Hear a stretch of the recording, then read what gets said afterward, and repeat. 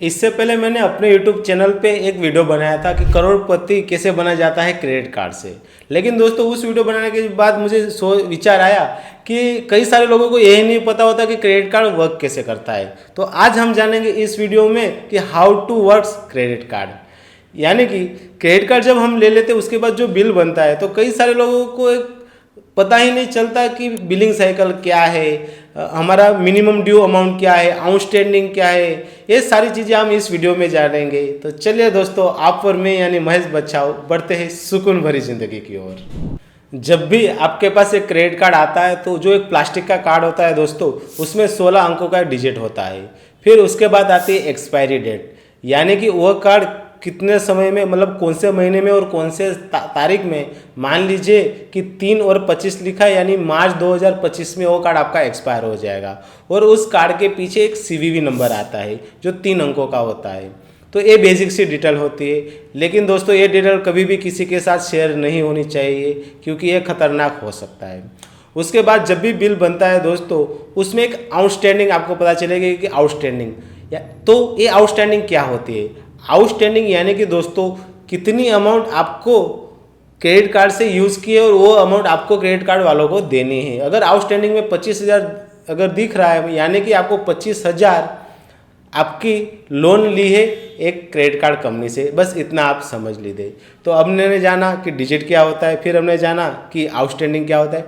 उसके बाद दोस्तों आता है मिनिमम ड्यू अमाउंट। कई बार दोस्तों ये जो क्रेडिट कार्ड कंपनियां होते हैं आपको ये मिनिमम ड्यू अमाउंट में ट्रैप में फंसा देते हैं, क्योंकि आपका बिल तो बना होता है 25,000, लेकिन आपको क्या दिखाएगा कि आप केवल एक 1,500 रुपये दे दीजिए और अपना कार्ड एक्टिव करिए। तो हम क्या करते, पूरा अमाउंट उसे पेमेंट नहीं करते, केवल वो मिनिमम ड्यू अमाउंट कर देते हैं। लेकिन दोस्तों ये मिनिमम ड्यू अमाउंट करके आपका क्रेडिट कार्ड तो एक्टिव रह जाता है, लेकिन दोस्तों जो 23,500 रुपये आपके बच गए उस पर दोस्तों 25% से लेके 45% दोस्तों आपको ब्याज लग सकता है। यानी आपका कार्ड तो एक्टिव है दोस्तों, लेकिन जो रिमेनिंग अमाउंट है उस पर दोस्तों भारी चार्ज चुकाना पड़ता है। इसलिए कभी भी मिनिमम अमाउंट ड्यू के ट्रैप में आप नहीं फंसेगा। जब भी आपका बिल बने आपको पूरा का पूरा अमाउंट ही आपको पे करना है। तो इस तरह मिनिमम ड्यू अमाउंट होती है, वो एक ट्रैप होता है जिसमें आपको कभी भी नहीं फंसना है। फिर उसके बाद दूसरी टर्मिनोलॉजी है दोस्तों बिलिंग साइकिल। अभी बिलिंग साइकिल कभी भी आपको बिल में नहीं दिखेगी, लेकिन ये बहुत इंपॉर्टेंट है, इसे ध्यान से सुनिएगा। बिलिंग साइकिल दोस्तों वह पीरियड होता है जिसके अंदर आपको एक भी रुपया आपको इंटरेस्ट नहीं चुकाना है। ये बिलिंग साइकिल तकरीबन 45 डेज से लेके 50 डेज तक हो सकते हैं दोस्तों। लेकिन ये 45 का जो 45 से जो 50 डेज का जो साइकिल है दोस्तों, उसको समझना इतना अत्यंत है कि कई सारे लोग इसको समझते नहीं। इसकी वजह से काफ़ी जुर्माना यानी कि ब्याज उनको बैंक को देना पड़ता है। इसे हम एक एग्जाम्पल से समझते हैं। मान लीजिए कि आपकी बिलिंग साइकिल हर महीने की 1 तारीख को है, यानी कि आपने मान लीजिए कि मार्च महीने में आपने जो भी एक्सपेंस किया है उसका 1 अप्रैल को बिल बनता है। ठीक है, 1 अप्रैल को बिल बनने के बाद दोस्तों आपको जो भी बिल का अमाउंट है वो आने वाले अगली 20 तारीख तक आपको चुकाना है।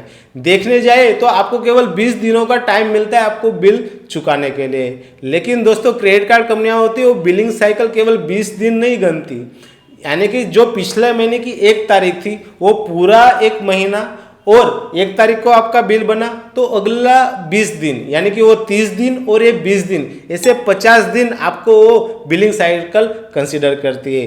इस ड्यूरेशन के अमाउंट आपने जो भी स्पेंड किया होता है उस पर आपको कोई ब्याज नहीं देना होता है। लेकिन याद रखिएगा ये 50 दिन नहीं होते, केवल 30 दिन होता है। जो 30 दिनों का जो बिल बना है उस पर आपको कोई इंटरेस्ट नहीं देना होता है।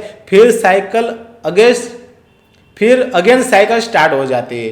तो इस तरह आपको एक पूरा महीना प्लस 20 डेज, ऐसे 50 दिन की मुद्दत मिल जाती है जिसके अंदर आपको वो पेमेंट चुकाना होता है। तो यही है बिलिंग साइकिल।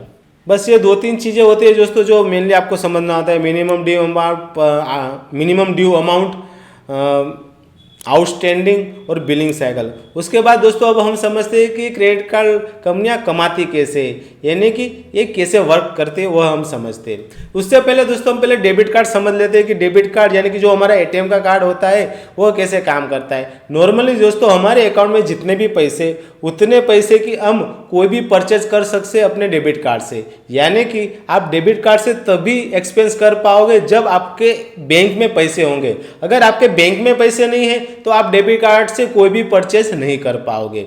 अब रोल आ जाता है दोस्तों क्रेडिट कार्ड का भी। क्रेडिट कार्ड कंपनियां क्या करती है? क्रेडिट कार्ड कंपनियां दोस्तों आपके बैंक अकाउंट में पैसे हो या ना हो, जब भी आप कोई परचेज करने जाती हो तो क्रेडिट कार्ड कंपनी वह आपके बिहाफ में पहले पेमेंट कर देती है। फॉर एग्जाम्पल मान लीजिए कि आप डीमार्ट में गए हो और डीमार्ट में आपका 3,000 का बिल आया है, तो आपके अगर बैंक में पैसे नहीं भी है और आपके पास अगर एक क्रेडिट कार्ड है और वो क्रेडिट कार्ड अगर वहाँ पे आप स्वाइप कर देते हो तो आपका बिल दे देगी। एक्चुअली वह बिल आपके क्रेडिट कार्ड कंपनी ने दिया है। फिर क्या होता है, जब भी जैसे मैंने पहले बताया, जब भी आपका बिल बनेगा, जो बिलिंग साइकिल की डेट होगी तब जब आपका बिल बनेगा उसके 20 दिन तक आपको वह पेमेंट देना होता है।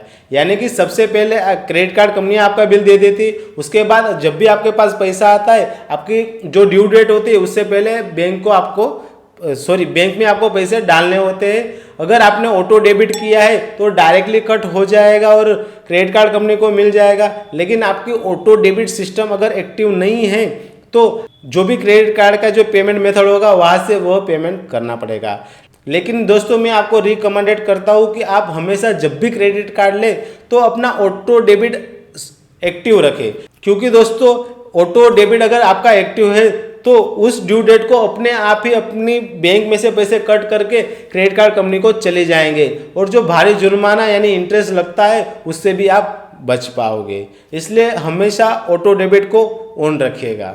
बस इसी तरह दोस्तों क्रेडिट कार्ड कंपनियां आपसे यह चाहते हैं कि आप ज़्यादा से ज़्यादा क्रेडिट कार्ड का स्पेंड करो और स्पेंड करने के बाद दोस्तों आप है अमाउंट देना भूल जाओ या आप ऐसी सिचुएशन में आ जाओ कि आपकी जो भी बिलिंग साइकिल का जो भी आपका आउटस्टैंडिंग अमाउंट है वो आप ना दे पाओ और इसे लाने के लिए मिनिमम ड्यू लाते हैं। यानी कि कोई भी सिचुएशन ऐसी अगर आ जाए कि आप अपना अमाउंट ना दे पाओ तो दोस्तों आपको जान के ताज्जुब होगा, जब भी हम एजुकेशन लोन लेने जाते हैं तो वो केवल 12 से 13% होता है। जब हम कार लोन लेने जाते हैं तो वो केवल 10% के आसपास होता है, जबकि होम लोन भी 8 से 9% के आसपास होता है। लेकिन जब क्रेडिट कार्ड कंपनियां आप पे इंटरेस्ट लगाते हैं दोस्तों वो तो तकरीबन 40 से लेके 45% होता है दोस्तों, 40 से लेके 45%। यानी कि महीने का तकरीबन 3 से 3.5% दोस्तों आपको इंटरेस्ट लगता है। इसलिए दोस्तों जो भी क्रेडिट कार्ड है वो एक तरह का लोन ही है दोस्तों, जिसको अगर आप समझदारी से यूज करेंगे तो आपका उसका बहुत बेनिफिट भी मिलेगा। लेकिन अगर दोस्तों आपने बिना कुछ समझे अगर क्रेडिट कार्ड का यूज इम्पल्सिव बाइंग करने के लिए कर लिया तो दोस्तों एक क्रेडिट कार्ड दो धारी तलवार भी है। इससे पहले मैंने जो वीडियो बताया था उसमें मैंने आपको दिखाया था कि मैं कैसे स्मार्ट क्रेडिट कार्ड का यूज कर से कैसे मैं हजारों रुपया कमा लेता हूँ। अगर वो क्रेडिट कार्ड रुपये से जो मैंने पैसे कमाए उससे अगर मैं इन्वेस्टमेंट कर दूँ तो मैं कैसे करोड़पति भी बन सकता हूँ, वो मैंने पूरा समझाया है। इस वीडियो को देखने के बाद आप शायद वो वीडियो भी देख सकते हो, मैं आई बटन में या तो डिस्क्रिप्शन में वो वीडियो देख लूँगा। दोस्तों क्रेडिट कार्ड यूज़ करने से पहले दोस्तों आपको कई सारे समझने होती है। इस वीडियो में मैं ये देखा कि कौन कौन से जो टर्मिनोलॉजी होती है वो आपको समझनी चाहिए, ठीक है। अब दोस्तों आपको उसके बेनिफिट भी समझने होंगे, उसके ड्रॉबैक भी समझने होंगे, किसको क्रेडिट कार्ड यूज़ करना चाहिए, किसको क्रेडिट कार्ड नहीं यूज़ करना चाहिए। मुझे लगता है दोस्तों ये वीडियो बहुत लंबी हो जाएगी, इसलिए दोस्तों मैं अगले वीडियो में आपको समझाऊंगा कि क्रेडिट कार्ड के फ़ायदे कौन कौन से हैं और क्रेडिट कार्ड के नुकसान भी कौन कौन से हैं और किनको ये क्रेडिट कार्ड लेना चाहिए और किनको ये क्रेडिट कार्ड नहीं लेना चाहिए। इसलिए दोस्तों अगर आप अगले वीडियो को नोटिफिकेशन चाहते हो तो इस चैनल को सब्सक्राइब कर लीजिए और लाइक भी कर दीजिए अगर मेरा काम आपको अच्छा लगा होगा। अगर कोई गलती भी हो तो वो भी लिख दीजिए, इससे मैं अगले वीडियो में उसको इम्प्रूव कर पाऊँ। तो चलिए दोस्तों मिलते हैं सुकून भरी ज़िंदगी की ओर अगले वीडियो में। महेश बच्चाओ साइनिंग ऑफ। जय हिंद।